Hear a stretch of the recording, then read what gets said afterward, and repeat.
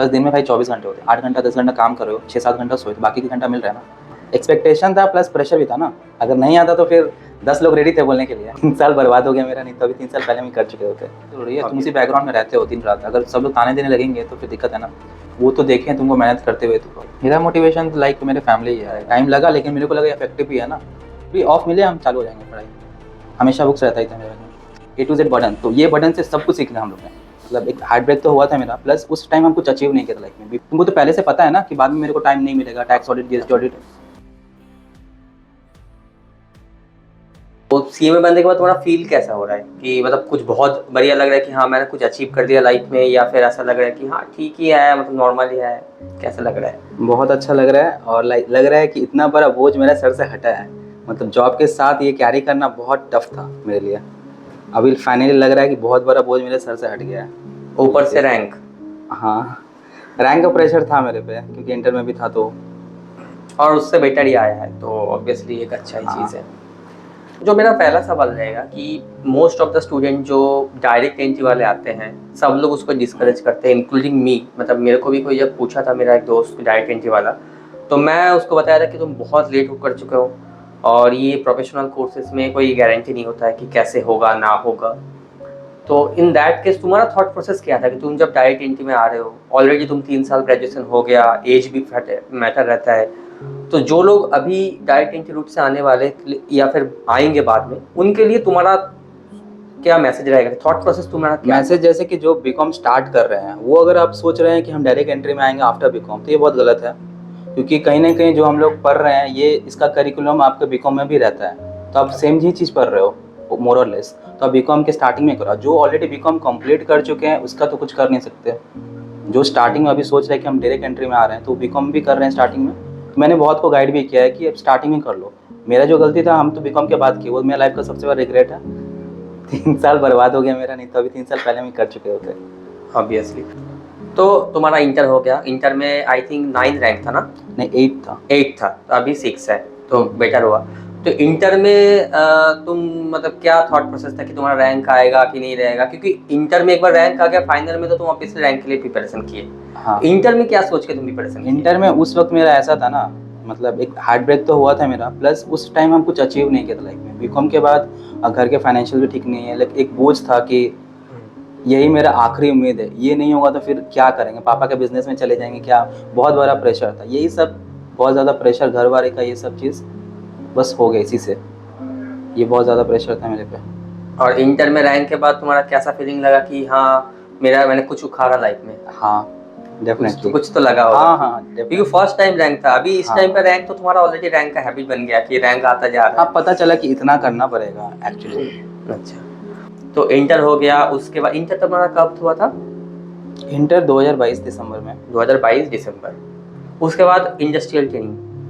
अच्छा, मतलब 22 के दिसंबर के बाद ही तुम्हारा इंडस्ट्रियल ट्रेनिंग शुरू हो गया था या फिर गैप था बीच में? नहीं, दिसंबर का जैसे कि रिजल्ट आपका फेब या मार्च में आता है, तो मेरा अप्रैल से चालू हो गया था। अप्रैल में मैं मतलब तो 2 महीना फॉर्म में ज्वाइन किया, क्योंकि उस वक्त इंडस्ट्रियल ट्रेनिंग का कोई वैकेंसीज आ नहीं रही थी, तो आदमी बैठ के क्या करेगा, तो स्टार्ट कर दिया। उसके बाद फिर मई या जून में मेरा हटको का वैकेंसी आया, फिर वहाँ पे ज्वाइन किया, इंटरव्यू वगैरह देके। अच्छा, 15 मंथ्स। और वहाँ पे स्टाइपेंड कैसा रहता है?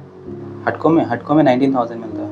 19,000? Yes, fine. मतलब हाँ, सिटी में रह के 10,000 5,000 तो अच्छा ही है फार्म में बहुत। अच्छा, जो लोग मतलब अभी इंडस्ट्रियल ट्रेनिंग के लिए कोशिश कर रहे हैं, क्योंकि आज के टाइम पे इंडस्ट्रियल ट्रेनिंग मिलना थोड़ा मुश्किल हो गया, क्योंकि अभी बहुत सारा कंपटीशन आ गया।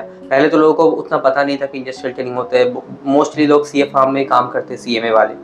तो उनके लिए मतलब प्रिपरेशन जाके करना है, क्योंकि कंपटीशन बढ़ गया, तो बहुत लोग प्रिपरेशन कर रहे हैं सेम लेवल का ही। तो उसके लिए अगर कोई प्रिपरेशन करना चाहते हैं, उसको कोई आता पता नहीं है कि इंटरव्यू कैसे देते हैं, या फिर बहुत लोग का स्टेट बैकग्राउंड होता है, तो मतलब इंग्लिश का भी दिक्कत होता है, तो वो सब तुमने कैसे प्रिपरेशन किया था? इंग्लिश का बेसिकली हम बताओ, पीएससी में एक्चुअली पीएससी और जितने भी गवर्नमेंट ऑर्गेनाइजेशन में हिंदी को प्रमोट किया जाता है, क्योंकि हिंदी हम लोग का बेसिक ये चीज़ है। तो ऐसा नहीं कि इंग्लिश प्राइवेट सेक्टर में इंग्लिश मैटर करेगा, बट पीएसयू में स्टार्टिंग में आप थोड़ा बहुत इंग्लिश बोलो, उसके बाद वो लोग हिंदी को ही प्रमोट करते हैं। तो ऐसा मेरे को कुछ दिक्कत नहीं हुआ। और इंडस्ट्रियल ट्रेनिंग, हाँ बात तो है कि कंपटीशन बहुत ज़्यादा है, बट मतलब बेसिकली वो लोग टॉप रैंकर या फिर जितने अच्छे लोग उसी को लेते हैं, तो बाकी लोग को मौका नहीं मिलता। तो तुमको अगर इंडस्ट्रियल ट्रेनिंग में जाना है, सपना है, तो तुमको अच्छा मार्क्स भी लाना पड़ेगा ये CMA में बहुत तभी सारे होगा। जैसे IOCL तो लिख के देता है 60%। और वो भी both group in first attempt, मतलब कि सिंगल वाले को चांस भी नहीं है। तो बहुत मुश्किल हो जाएगा। बहुत मुश्किल। बट तुम्हें क्या लगेगा कि डिफरेंसेस क्या होगा? कोई कोई सीए फार्म में काम कर रहे हैं, कोई PSUs में इंडस्ट्रियल ट्रेनिंग कर रहे हैं, चाहे मिनी रत्न हो, चाहे नवरत्न हो, चाहे महारत्न हो, तो तुम्हें क्या लगता है कि डिफरेंसेस क्या होगा बाद में जाके? बाद में डिफरेंसेस देखो, थोड़ा वर्क एक्सपोजर का डिफरेंस होगा। तुम CA में अलग काम करते हो, CA फॉर्म या CMA फॉर्म में अलग काम करते हो, फाइलिंग वाइलिंग करते हो। और इसमें अलग, मतलब इसमें हम लोग इंडस्ट्रियल ट्रेनिंग में ऑफिस कैसे चलता है, कैसे रन करता है, कौन सा चीज़ कैसे होता है, जो कि बाद में हम लोग अगर जॉब करेंगे तो वही चीज़ हम लोग को करना है, वो सारे एक्सपोजर मिलता है, तो वो डिफरेंट है ये चीज़। इंडस्ट्रियल ट्रेनिंग में तुम्हारा काम क्या था, मतलब क्या क्या तुमने काम किया इंडस्ट्रियल ट्रेनिंग में? इंडस्ट्रियल ट्रेनिंग में देखो, पहले मेरे यहाँ पे डायरेक्ट टैक्स का एक्सपोजर था। डायरेक्ट टैक्स में लाइक डिफरेंट एम्प्लॉयज़ है, सबके ओल्ड रेजिम न्यू रेजिम किसको बेटर ऑप्शंस में लेना है वो बताना, और वेरियस डिडक्शंस टैक्स कैलकुलेट करना, जमा करना। इनडायरेक्ट टैक्सेशन में लाइक हम एक NBFC में ही थे, हटको एक NBFC है, लाइक GST के बहुत सारे प्रोविजंस उसमें एप्लीकेबल होते हैं नहीं होते हैं वो देखना। और मेन जो हम लोग का जो कोर बिजनेस था हटको का, वो था सेंट्रल गवर्नमेंट और स्टेट गवर्नमेंट को फाइनेंस करना, उसके प्रोजेक्ट को। लाइक कोई अगर सेंट्रल गवर्नमेंट ऑर्गेनाइजेशन अगर फाइनेंस करने के लिए हम लोग के पास आ रहा है प्रपोजल लेके, राइट, तो उसमें प्रपोजल हम लोग देखते हैं बेसिकली लीगल पार्ट और फाइनेंस पार्ट। हम लोग लीगल पार्ट में बेसिकली अगर कोई बंदा कोई काम करने आ रहा है तो डेफिनेटली उसके मेमोरेंडम में वो चीज़ होना चाहिए, उसके ऑब्जेक्ट्स, उस ऑब्जेक्ट के लिए वो लोन लेगा या नहीं लेगा वो भी मेमोरेंडम सब लिखा रहता है। तो पहले हम लोग मेमोरेंडम एनालाइज करते थे, लाइक उसके ऑब्जेक्टिव्स में वो लिखा है कि नहीं प्रपोजल, और उस प्रपोजल को बोर्ड रेजोल्यूशन से मिलेगा ये कि SR पास करना पड़ेगा, ये सब नेसेसरी रेजोल्यूशन चेक करो, ठीक है। प्लस एक और चीज़ होता था उनके ऑलरेडी बैलेंस शीट में हम लोग प्रेजेंट बोरिंग देख सकते थे, बट हम लोग से जो ले रहा है तो एक था ना एक चीज़ present plus propose should not exceed share capital, तो वो चीज़ भी हम लोग देखते थे कि वो चीज़ हो रहा है कि नहीं।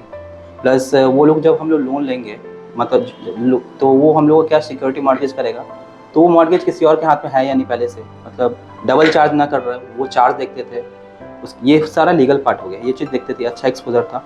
प्लस फाइनेंस में इसके 3 साल का बैलेंस शीट मंगाना, उसको एनालाइज करना कि ये इसका सेल्स वगैरह इंक्रीजिंग ट्रेंड में है, डिफरेंट रेशियो एनालाइज करना, फाइनेंशियल्स वगैरह का, डेट इक्विटी वगैरह, ये सब चीज़, कैश फ्लो का एनालाइज करना, उसके पैसा आ कहाँ से रहा और जा कहाँ रहा। सर बेसिकली ऑपरेटिंग मेन है, ऑपरेटिंग में अगर पैसा उसका बन रहा है देन गुड है, और बाकी में पैसा बाकी का तो ठीक नहीं है, ऑपरेटिंग में बनना चाहिए, वो भी इंक्रीजिंग ट्रेंड में, डिक्रीजिंग है तो फिर दिक्कत है।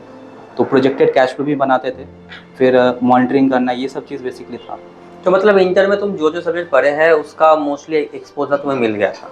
लॉ हो गया, डायरेक्ट टैक्स हो गया, अकाउंट्स तो ऑब्वियसली है ही, तो मतलब तुम्हारा एक्सपोजर बहुत अच्छा मिल गया था। मतलब ये क्या सिर्फ हटको के लिए है या फिर किसी भी PSU में मिलता है इस तरह का? हर एक PSU का आप किस वे में, मतलब कौन किसको कैसे टैकल कर रहा है वो अलग बात है, बट मेरे को लगता है मेरा ये बहुत अच्छा अपॉर्चुनिटी था जो मिला। आई थिंक मेरे को कोई और PSU में नहीं मिलता, क्योंकि जिस वक्त हम गए थे ना, जिस वक्त हम ज्वाइन किए उसके 1-2 महीने में जितने भी फाइनेंस ऑफिसर थे रिटायर करके थे, सारा बर्डन हम 1-2 जन था ट्रेनर उसी पे पड़ गया। तो सारा A to Z बर्डन, तो ये बर्डन से सब कुछ सीख लिया हम लोग ने। हाँ, ऐसा मतलब it was a disguise in opportunity disguise like। Industrial training या आर्टिकलशिप को अगर कर रहा है तो उसके साथ साथ पढ़ाई करना पड़ता है फाइनल में, जो कि बहुत मुश्किल होता है। मतलब फुल टाइम जॉब की तरह ही काम करना पड़ता है वो सैलरी में। उसको कैसे मैनेज करो उस टाइम पे क्लासेस करना, क्योंकि फाइनल का क्लासेस भी तो 3-3.5 घंटा रहता है, ऐसे नहीं कि इंटर की तरह 1.5 घंटे में हो जाता है। तो उसको कैसे मैनेज करना, कैसे मैनेज किया? लाइक तुमको पता है कि तुम्हारा हर फार्म का कुछ ना कुछ फिक्स सीजन रहता है कि उस वक्त तुमको टाइम नहीं मिलेगा, तो जिस वक्त तुमको टाइम मिला तुमको उसी को अपॉर्चुनिटी को टैकल करके अच्छा पढ़ना पड़ेगा। लाइक मेरे भी केस में हम जॉब करते थे तो बहुत सारा टाइम में पढ़ाई होता था। अब पता था कि मेरे को अगर ऑडिट आएगा एनुअल ऑडिट CAG से तो मेरे को पढ़ाई होगा नहीं, तो उसके लिए हम प्रोविजन पहले बना के हम ज़्यादा पढ़ते थे। ऐसा कि नहीं तो अनजाने हो, तो तुमको पता है तो उसी हिसाब से आज के लिए आज ज़्यादा पढ़ो कि उस वक्त तुमको नहीं मिलेगा, ऐसी चीज़ है। क्योंकि कुछ टाइम तो ऐसा डेफिनेटली रहेगा जिस टाइम पे उतना काम नहीं रहेगा। हाँ मेरा भी सेम, कभी भी मेरा बैग में बुक्स ना हो ऐसा हो नहीं सकता। जब भी ऑफ मिले हम चालू हो जाएंगे पढ़ाई, हमेशा बुक्स रहता ही था मेरे बैग में। नेक्स्ट तुमने जैसे इंडस्ट्रियल ट्रेनिंग के बाद जॉब किए, उसके बेसिस पे मतलब CA में इंटर के बेसिस पे जॉब किए। बहुत सारे लोग रहते हैं कि जिनका मतलब फाइनल नहीं निकल रहा है, बहुत CA में दोनों के लिए फाइनल नहीं निकल रहा है। वो लोग चाहते हैं कि मेरे को गवर्नमेंट जॉब मिले, जिसका बहुत सारा वैकेंसीज निकलता है PSUs का। तो उसके लिए जैसे तुम्हें प्रिपरेशन करने की ज़रूरत नहीं पड़ा था, बट बहुत लोग होंगे जिसको थोड़ा प्रिपरेशन तो करना पड़ेगा। तो वो कैसे प्रिपरेशन करें और वो जॉब मतलब कैसा रहेगा उसके लिए? लाइक सी ए मतलब इंटर बेसिस पे देखो ज़्यादा जॉब नहीं निकलता है, तुमको फाइनल तो निकालना ही पड़ेगा। लाइक इंटर के बेसिस में हार्डली तुमको देखोगे साल में 4 से 5 वैकेंसी अच्छे जगह वो निकलेगी, उससे ज़्यादा नहीं। बट क्वालिफाइड लोगों के लिए हज़ारों अपॉर्चुनिटी डेली निकलती है ऐसे, ठीक है। और प्रिपरेशन का बात रहा, लाइक तुम्हारे पास प्रीवियस ईयर पेपर्स है बहुत ज़्यादा। हर पेपर को एनालाइज करो, किस किस टॉपिक से क्वेश्चन आ रहे हैं, उस टॉपिक को लिखो और उस टॉपिक को पूरा पढ़ो। हम यही करते थे, लाइक किस किस टॉपिक से क्वेश्चन है, क्वेश्चन नहीं पढ़ना, टॉपिक उठाना। फॉर एग्जांपल इंडिया से क्वेश्चन आया तो इंडेस आया ना, तो मेरे को अब सारे इंडेस पढ़ने हैं। अच्छा, कोई सेक्शन कंपनी लॉ की पूछ लिया ना, इस सेक्शन में क्या चीज़ बोला गया, तो हम सारे सेक्शन में पढ़ेंगे, लाइक पूरा कवर होना चाहिए। इसी तरह सारे टॉपिक्स उठाए पढ़े। कोई एक लॉ के क्वेश्चन, सेबी लॉ से क्वेश्चन आएगा, मेरे सेबी लॉ पूरा पढ़ना है क्योंकि पढ़ करना था ये से। और जो नॉन टेक्निकल पार्ट होता है तो यूट्यूब में हज़ारों वीडियो मिल जाते हैं, करो। स्टार्टिंग में टाइम लगेगा, उसके बाद एफिशिएंसी बढ़ने के बाद हो ही जाएगा। जैसे क्वांट्स का, इंग्लिश का, रीजनिंग का। हाँ भाई, जीएस का कुछ कर नहीं सकते। जीएस का तो अपने हाथ में नहीं है। मतलब बहुत लोग होते हैं कि जॉब के साथ कर रहे हैं, बहुत लोग ऐसे भी देखे मैंने 30-40 ईयर्स है, उनका एक्सपीरियंस बहुत ज़्यादा है एंड वो सीए में करने आ रहे हैं क्योंकि उन लोगों को एग्जाम्पन मिल जाता है इंडस्ट्रियल ट्रेनिंग का, तो वो लोग आ रहे हैं, तो उनको जॉब के साथ साथ पढ़ाई करना होता है। तो तुम क्या सोचते हो कि मतलब कैसे कर सकता है जॉब के साथ पढ़ाई? मतलब इंडस्ट्रियल ट्रेनिंग तो ठीक है, फिर भी इंडस्ट्रियल ट्रेनिंग में थोड़ा कम प्रेशर रहता है, बट जॉब में तो वो लोग बिल्कुल भी मतलब छुट्टी का मतलब जो होता है कि जैसे 3 महीने बहुत सारे इंडस्ट्रियल ट्रेनिंग में छुट्टी दे देता है, 1 महीने तो देता ही है, बट जॉब में तो हर वक्त ऐसे नहीं हो पाएगा। तो उस केस में वो कैसे पढ़ाई करे? लाइक अगर बहुत ज़्यादा प्रेशर है तो तुम पहला बात बहुत ग्रुप का तो सोच नहीं सकते, एक ग्रुप का ही सोचो। प्लस दिन में भाई 24 घंटे होते हैं, 8 घंटा 10 घंटा काम कर रहे हो, 6-7 घंटा सोए, तो बाकी के घंटा मिल रहा है ना।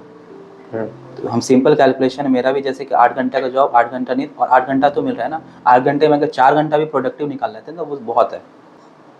तो कोई सिंगल ग्रुप दे रहा है तो उसके लिए अगर हाँ डेडिकेशन है तो तुम संडे भी तो पढ़ सकते हो, संडे हाँ, है और डेली 2 या 3 घंटा भी निकाल लोगे तो इनफ है। बस कंसिस्टेंट रहना है, ऐसा नहीं कि एक हफ्ता में 1 दिन पढ़ लिए, तो वैसा नहीं होगा। कंसिस्टेंट अगर 3 घंटा भी आदमी एक पढ़ता है ना, 3 से 4 घंटा डेली निकल जाए कैसे भी, तो हो जाएगा। कंसिस्टेंटी मैटर करता है बहुत ज़्यादा। सबसे टफ सब्जेक्ट माना जाता है सीएमए फाइनल में एससीएम, एसएफएम, डायरेक्ट टैक्स। तो ये सब के लिए क्या अलग से कोई प्रिपरेशन स्ट्रेटेजी तुमने बनाए थे कि जैसे नॉर्मल जो छोटा सब्जेक्ट्स है कॉस्ट ऑडिट, एसपीएमपीबी, तो ये से तो ये बहुत बड़ा होता है, तो इसके लिए सीएफआर के लिए ये सब के लिए तुमने अलग से कोई स्ट्रेटेजी बनाया था जिसमें बहुत ज़्यादा रिगोरस प्रैक्टिस की ज़रूरत होता है? एक्स्ट्रा लाइक एसएफएम में हम किए थे। लाइक एसएफएम में मतलब कि वो बहुत वास्ट है, बहुत ज़्यादा क्वेश्चंस है। लाइक पेपर एनालाइज करके कुछ इंपॉर्टेंट चैप्टर्स लिखो और लाइक मतलब 1-2 रिवीजन मैंने ऐसे किए, सारे समझ के। उसके बाद हर चैप्टर में मतलब क्वेश्चंस को हम मतलब फिल्टर कर दिए। लाइक किसको मैंने मतलब 4 फिल्टर करते थे, लाइक कौन कौन सम्स मेरे को करना है, मतलब डू लिखते थे उस पर, किसको देखना है सिर्फ। मतलब तुम कितना भी कर लो वो सम्स को, बार बार तुमको एक पॉइंट में अटकोगे, ऐसा सम्स होते हैं, तो उसको देख ही लो। लास्ट डे भी नहीं देखोगे तो नहीं कर पाओगे। तो सी कर लिया। और जो चीज़ हम हर बार बन रहा है, कॉन्सेप्ट बन के हर बार बन रहे उसको लीव लिख देते। बस 3 में कैटेगराइज करते थे हम। हर चैप्टर के ऊपर में एक लिख देना, पेज चिपका देना। लाइक 10 सम्स है तो 1 2 3 डू करना है, 2 सी करना है, बाकी लीव। ऐसे करते थे ताकि, क्योंकि सब्सिक्वेंट रिवीजन में तुमको उसको छोटा भी करना है। जो फर्स्ट रिवीजन जितना तुम कर रहे हो वो सेकंड में नहीं कर पाओगे। लाइक पहला 2 रिवीजन कर लो उतना ही चीज़, उसके बाद तुमको छोटा करना ही होगा। पॉसिबल नहीं है कि तुम हर बार 100 क्वेश्चन वही करोगे। हाँ, तुमको टाइम भी नहीं पड़ेगा। टाइम भी वही चीज़। तुम कितने सारा रिवीजन किए थे, मतलब नंबर ऑफ रिवीजन तुम्हारा क्या है? लाइक डिपेंड, मतलब अलग अलग सब्जेक्ट सबका इक्विवेलेंट रिवीजन तो हुआ नहीं है। जो लास्ट एग्जाम के टाइम में लिया उसका तो 2-3 रिवीजन हुआ एटलीस्ट, बोले तो हर एक का 4 रिवीजन तो हुआ ही था, 4 से 5। लाइक मेरा तो सीक्वेंस चलता था ना, पहला 2 किए फिर ऐसे करते थे। लाइक पहले 2 सब्जेक्ट लिया, फिर उसको रिविजन्स करते रहा, उसके संग संग सीक्वेंस में दूसरा क्लास का सब क्लासेस भी करना, थर्ड सब्जेक्ट का क्लासेस भी, और पहले 2 का रिविजन करना। तो फिर ऐसा चल क्यूमुलेटिव टाइप, हम चीज़ को छोड़ते नहीं थे। तो इसलिए तुम्हारा रिवीजन टाइमिंग एग्जाम से पहले बहुत कम लगा क्योंकि तुम ऑलरेडी टच में थे सब्जेक्ट्स का। हाँ। और टेस्ट कितना इफेक्टिव था तुम्हारे लिए, मतलब टेस्ट तुम कहाँ से दिए थे? टेस्ट लाइक कोई परचेस कुछ नहीं किए थे। लाइक अपने से ही सेल्फ इवैल्यूएट करना, जितने सारे पेपर्स है पीवाईक्यू वगैरह के रखना स्क्रीन तो पे। मैंने सारा मतलब जो पीवाईक्यूज है पास्ट क्वेश्चंस उसका ही तुमने बस टेस्ट दिए थे और उसका आंसर भी मिलता होगा? हाँ, आंसर मिलता है तो वो भी कॉन्फिडेंस मिलता है कि मेरा एग्जाम का आंसर्स मिल रहा है, सेम टू सेम आ रहा है, या किसी में गलत हुआ तो कहाँ गलती कर रहे हैं, ये सब चीज़। क्योंकि बहुत सारे जो उनको मैं जानता हूँ जो मतलब एग्जाम नहीं देते, मतलब ये चीज़ बहुत गलती है। तुमको पता नहीं चलेगा ना कि कितना टाइम में हो रहा है नहीं हो रहा है। पीवाईक्यू में असली क्वेश्चंस रहते हैं, एमटीपी में भी वो बुक वाले छापे हुए रहते हैं। तो एमटीपी करना नहीं करना ऑप्शनल है, मान लो ऑप्शनल ही है। कुछ आज एमटीपी में मिल जाएगा 1-2 क्वेश्चन अच्छा, लेकिन पीवाईक्यू में ही अच्छे क्वेश्चंस है। ओके। जो कि सबसे इम्पोर्टेंट है एग्ज़ाम के लिए, जो कि है MCQ। MCQ मतलब सपोज़ कोई 15-20 मिनट में उसको 30 मार्क्स मिल रहा है, मतलब उसको एग्जामिनेशन के लिए बस 30 मार्क्स चाहिए होगा। तो अगर 15-20 मिनट में तो वही 30 मार्क्स सिक्योर कर ले तो उसके लिए बहुत इफेक्टिव रहेगा। तो इम्पोर्टेंट तो है। तो उसके लिए अलग से कोई प्रिपरेशन स्ट्रेटेजी था कि मेरे को MCQ के लिए ऐसा करना है? हाँ, एमसीक्यू के तो हम लाइक एक ऐप में सारा चीज़ लाइक जितने भी एमसीक्यूज़ थे, जितने भी इंस्टीट्यूट के एमसीक्यूज़, बिट क्वेश्चंस लाइक और क्या था एमसीक्यू बैंक, पीवाईक्यू के एमटीपी एमसीक्यू जो मेरे से गलत होते थे, वो सारे एमसीक्यूज़ हम एक ऐप में इनकॉर्पोरेट करते थे या फिर उसी से टेस्ट देते थे वगैरह। हाँ, मैंने सुना है ये हाँ, प्ले स्टोर का कोई ऐप है। मतलब हाँ, उसमें ऐप बहुत सारे मिल जाएंगे, बट वो जो कंटेंट एक्सेल में मैंने बनाया था वो मैंने सबको वो प्रोवाइड मतलब भी खुद से किया। टाइप करके बनाए थे। एग्जैक्टली, वॉइस कर लिया फिर टाइप कर लिया, बहुत क्वेश्चंस। तो इसमें तो बहुत टाइम जाएगा, टाइम लगा, लेकिन मेरे को लगा इफेक्टिव भी है ना। क्योंकि इसमें क्विज वगैरह के भी कुछ ऑप्शन रहता है। हाँ, रैंडम चीज़ रहता है वो चीज़। अच्छा, और इसको कब करते थे तुम मतलब वो तो बन गया, बनने के बाद तुम प्रैक्टिस कब करते थे इसको? ऑफ टाइम में लाइक अब मेरे को सोना है तो लाइक बेड पे लेटे हुए 10-15 मिनट कर लिया, 50-100 क्वेश्चन सॉल्व कर लिया। लाइक मेरा जॉब था तो हर वीकेंड, एटलीस्ट हर वीकेंड या 2 वीकेंड में हम घर आते थे, तो ट्रैवलिंग में क्या करना वो सब चीज़, मतलब ऑफ टाइम में, ऐसा नहीं कि मेन मतलब टाइम को अच्छे से यूटिलाइज किया। हाँ, तभी जाके रैंक आया, नहीं हाँ, तो वही चीज़ है। एक फियर रहता है कि 8 days back to back exam, क्योंकि मैं बहुत सारे ऐसे मार्कशीट देखे हैं, सिंगल ग्रुप है 300 प्लस मार्क्स है सिंगल ग्रुप में। फिर मतलब उसका मैं जब मार्क्स ऐड किया तो मतलब 500-550 के ऊपर आराम से मार्क्स आ रहा है। अगर मैं उससे अगर बोथ ग्रुप दे रहा है तो ऑब्वियसली सेम मार्क्स नहीं आएगा। मैं अगर 20-30 मार्क्स हटा भी दूँ तब भी जाकर उसका रैंक का मार्क्स आराम से आ रहा था। बट मैं जब इनसे पूछा था कि तुम मतलब सिंगल ग्रुप के क्यों दिए, बोथ ग्रुप का क्यों नहीं दिए, तो बोले कि 8 दिन मेरे से नहीं हो पाएगा। तो ये जो डिसाइडिंग फैक्टर है मैं कि सिंगल ग्रुप दूँ या बोथ ग्रुप दूँ, रैंक का प्रिपरेशन करूँ या ना करूँ, वो डिसाइडिंग फैक्टर किस किस बेसिस पे तुमने सिलेक्ट किए थे? मतलब तुम क्या क्या फैक्टर सोचे थे कि मेरा ये चीज़ें होगा तो मैं बोथ ग्रुप दूंगा? लाइक बोथ ग्रुप से तो तुमको पता ही है क्या होता है, एक सेटअप है, एक तुम्हारा एक तो थोड़ा अच्छा फीलिंग मिलता है तुम्हारा, प्लस बहुत सारा एक्स्ट्रा एज मिलेगा, ये सब चीज़ था, अपॉर्चुनिटीज अच्छी मिलेगी कहीं ना कहीं, यही सब चीज़ था और कुछ नहीं, इसी से मैंने किया। फिर ऐसा तो मोमेंट कभी कभी आया होगा, यार बहुत थकान हो रहा है, बहुत अच्छा नहीं लग रहा है, क्या कर रहे हो, कहाँ फंस गया हो, ना सोशल लाइफ है ना कुछ है, तो उस सब से जो मोटिवेशन तुम कहाँ से लेते थे उस टाइम? मेरा मोटिवेशन लाइक मेरे फैमिली ही है, लाइक फैमिली का मतलब कंडीशंस वगैरह उतने भी अच्छे नहीं थे। लाइक मेरा था कि लाइक मम्मी पापा लाइक अपने लाइफ को सेक्रीफाइस करके हम लोग का लाइफ बना रहे हैं। लाइक एक चीज़ तो बनता है ना, उनको भी रिटर्न देना, उनके चेहरे पे खुशी लाना, उनको अच्छा स्टैंडर्ड ऑफ लिविंग देना, ये सब चीज़ था जो कि बहुत मोटिवेट करता था मेरे को। उससे ज़्यादा क्या मोटिवेशन, अपना लाइफ भी अच्छा बनाना। लाइक बेस्ट पार्ट तो था पेरेंट्स का है कि पेरेंट्स को मेरे को कुछ देना है, उनको रिटर्न देना है, इतना सेक्रीफाइस करना। लाइक बहुत याद आता है कि कैसे कैसे वो लोग मतलब पैसा इकट्ठा करना, फीस वगैरह चीज़। फैमिली का जो सपोर्ट है वो कितना ज़रूरी होता है स्पेशली इस प्रोफेशनल लाइन में? क्योंकि बहुत लोग ऐसे रहते हैं कि थोड़ा अटेम्प्ट लग गया, मल्टीपल अटेम्प्ट्स है, तो उस केस में फैमिली वाले भी बहुत प्रेशर देने लगते हैं। तो फैमिली का सपोर्ट कितना इम्पोर्टेंट है, तुम्हें क्या लगता है? यार बहुत ज़रूरी है, तुम उसी बैकग्राउंड में रहते हो दिन रात, अगर सब लोग ताने देने लगेंगे तो फिर दिक्कत है ना। फैमिली सपोर्ट करना ही चाहिए। लाइक वो तो देखें तुमको मेहनत करते हुए, तो होता है हर जन सक्सेसफुल नहीं होता है, लेकिन वो मेहनत भी कर, बट वही पास अटेम्प्ट से सीखो तुम क्या कर रहे हो, और पेरेंट्स लोग को सपोर्ट करना चाहिए स्टूडेंट लोग को। तुम्हारा कोई सोशल मीडिया अकाउंट था? हाँ, एक्टिवेट थे? हाँ, बहुत ज़्यादा एक्टिवेट रहते हैं। सोशल मीडिया में एक्टिव रह के रैंक लाना, इसके क्या मतलब नॉर्मल क्या है इसमें? मेरा एक्चुअली पढ़ाई से रिलेटेड हम एक्टिव थे, लाइक यूट्यूब्स में पढ़ाई रिलेटेड वीडियोस बनाना, लेकिन मेरे करिकुलम के ही थे, तो मेरे अलग पूरा एकदम नहीं था। मतलब नॉर्मल इंस्टाग्राम में रील्स देखना ये सब तो नहीं? नहीं, रील्स तो सभी देखते हैं। रील्स भी देखते हैं? Reels is common. अच्छा, देन गेम्स वगैरह? नहीं, गेम्स वगैरह नहीं। तो मतलब रील्स भी देखना, यूट्यूब में वीडियोस बनाना, सब कुछ करके भी रैंक लाया जा सकता है? हाँ, मतलब डिसिप्लिन अगर रहेगा तो। हाँ, एग्जैक्टली, सबको थोड़ा बहुत टाइम दो ना, एकदम 24 घंटा ही तुम फोकस तो नहीं रह सकते, थोड़ा बहुत टाइम दे सकते हो। लाइक उनको ऊपर कंट्रोल नहीं होता ना, वो देख रहे तो देख ही रहे, 2 घंटा तो देख ही देंगे, तो वो चीज़ कंट्रोल नहीं है। लाइक मेरा अगर है कि हमको 10 से 15 मिनट देखना है तो उतना ही देखना है, उससे ज़्यादा नहीं देखना है। कोई अगर देख रहा है, कोई सीएमए फाइनलिस्ट है या सीएमए इंटर पास किया, वो फाइनल देना चाहता है, तो उनके लिए क्या मैसेज देना चाहते हो? अगर तुमको सीएमए बनना है तो कुछ चीज़ें बहुत ज़्यादा इंपॉर्टेंट है। लाइक तुम्हारा पहला बात, यही कोर्स तुम्हारा लाइफ बना देगा। पूरा ही लाइफ बनाएगा, तुम्हारे पेरेंट्स का लाइफ बनाएगा। तो वो चीज़ के लिए मेहनत करो। 2-4 चीज़ करना, लाइक रिटन प्रैक्टिस बहुत ज़्यादा करना, तो पता चलता है तुम्हारे प्रिपरेशन में कमी कहाँ है, वो रिटन प्रैक्टिस ही बताता है। और रिविजन्स बहुत ज़्यादा करना, इतना रिविजन करना कि तुमको कॉन्फिडेंस बिल्ड हो, लाइक तुम इतना एग्जाम में लिख पाओ। और टेस्ट बहुत ज़्यादा देना, टेस्ट PYQ वगैरह, टेस्ट वगैरह बहुत ज़्यादा ज़रूरी है।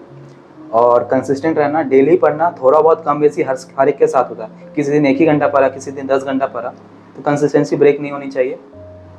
और डिस्ट्रैक्शन जो लाइफ में बहुत ज़्यादा है, जिसको इग्नोर किया जा सकता है, अवॉइडेबल है, उसको अवॉइड कर दो, बस यही है।